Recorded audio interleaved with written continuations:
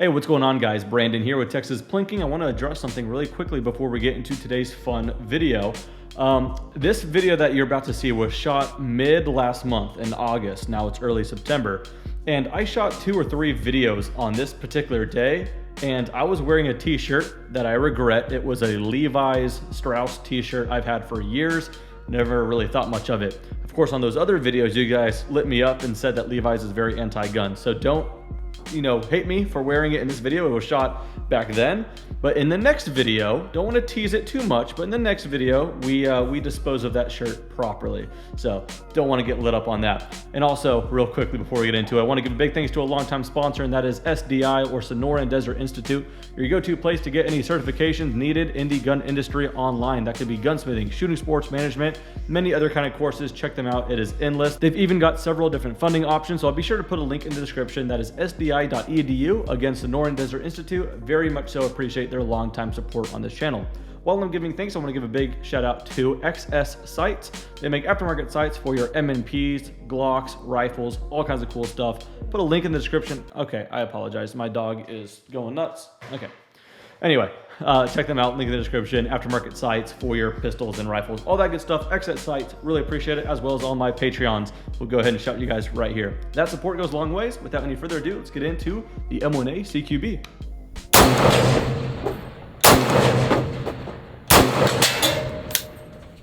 It's sighted in, baby. I played a lot of Call of Duty in my days. I went away from it for years. I only recently got back into playing the latest Modern Warfare, and I found out that I like a gun quite a bit in that game. When you play some hardcore stuff like cyber and search and all that kind of stuff.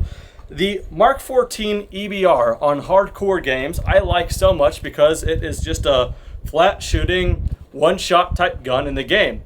And I thought to myself, it makes sense I like that in the game because I really like my SOCOM 16 at home. But I started liking it so much so in the game that I wanted to kind of make it even more similar in real life. So in the game, I have a certain kind of paint job on it. It's got this like adjustable stock looking thing. It's pretty tricked out, got a red dot on it as well. And so that's where this came together. So this is similar. It is another Springfield Armory M1A SOCOM 16. This one is called the CQB. CQB has got the adjustable stock. On top of that, you got a Picatinny rail up here, as the other one does, but I really enjoy using the iron sights on the other one.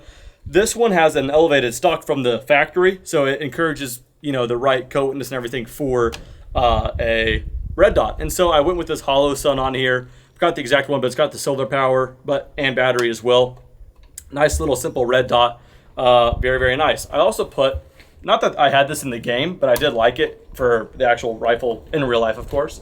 This is my little Enforce light, and ergonomically with this vertical grip, it just rests so nicely. So I don't really hold it traditionally like this. It's almost kind of like you push it back into your shoulder, and nice ergonomics overall. Also in the game, it had a cool paint job, and so I try to mimic it as best I can, and I'm actually pretty happy with how it turned out.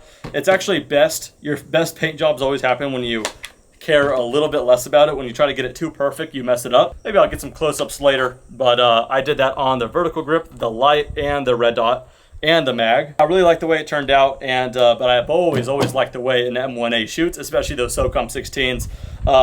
For whatever reason, right away, right when I put this together with the red dot, the vertical grip, everything, it just seems so wieldable and pointable, and I still have a short 308 M1A. So it's pretty cool. Well, that's the quick rundown on how we got to this point. Let's just go ahead and recreationally shoot around, have a little bit of fun. Someone's got a precision airstrike coming. All right, let's try to get these watermelon here. Oh, that's a dud. Woo!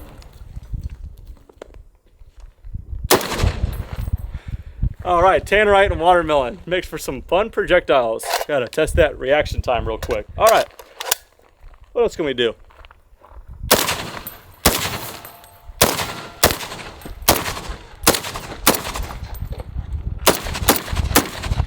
Man, recoil impulse on a 16-inch M1A 308, man.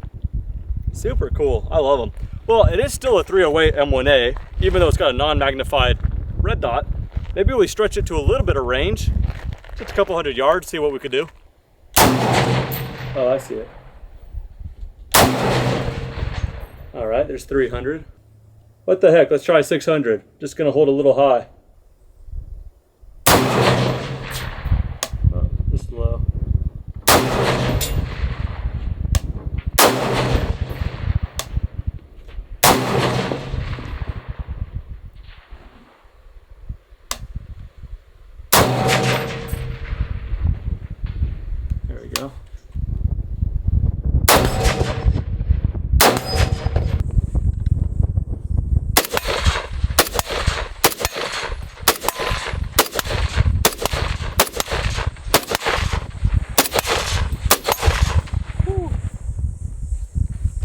it aims itself at close range.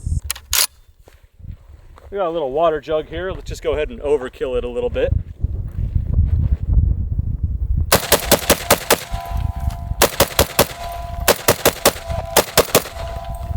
I'm gonna have to go get that. Oh man. SOCOM 16s, man, they feel cool. All right, Jesse's just gonna go straight into a 10-round mag dump just because that's how you get well acquainted with an M1A, I think, very quickly. There we go. Nope. Nope. What do you mean no? Yep, there we go. All right. We're gonna redo that one. I'm not gonna be getting all these comments, okay?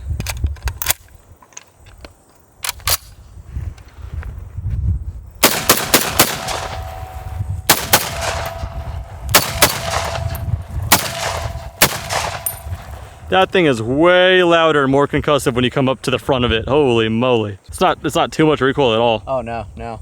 It's just very loud. Yeah.